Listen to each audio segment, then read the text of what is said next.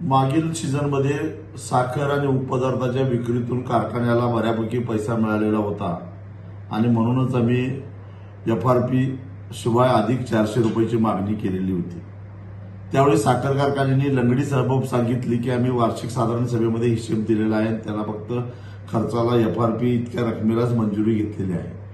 पण प्रत्यक्षामध्ये भीमाशंकर, सोमेश्वर, माळेगाव यासारख्या साखर कारखान्यांनी मात्र जनरल मीटिंगमध्ये ठराव करून अतिरिक्त रक्कम देण्याच्या संदर्भामध्ये ठराव घेतलेला होता आणि त्यामुळे त्या कारखान्यांना FRP पेक्षा जास्त पैसे दिल्यानंतर सुद्धा शासनाने काही विचारणा केली नाही किंवा ऊस दर नियंत्रण समितीने सुद्धा त्यांना काही विचारणा केली नाही।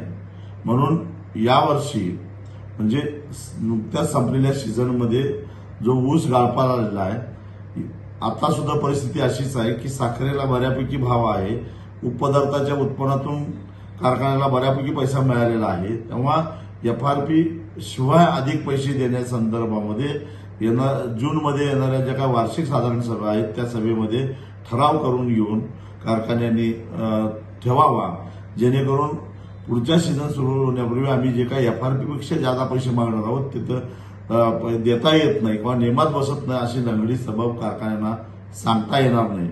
म्हणून साखर आयुक्तांना आत्ताच प्रत्येक कारखान्याला पत्र लिहून तसा आदेश द्यावा आणि वार्षिक साधारण सभेमध्ये तसा विषय ठेवायला सांगावं, अशा प्रकारची मागणी मी साखर आयुक्तांच्याकडे केलेली आहे। अशाच ताज्या अपडेटसाठी महासत्ता न्यूजला सबस्क्राईब करा।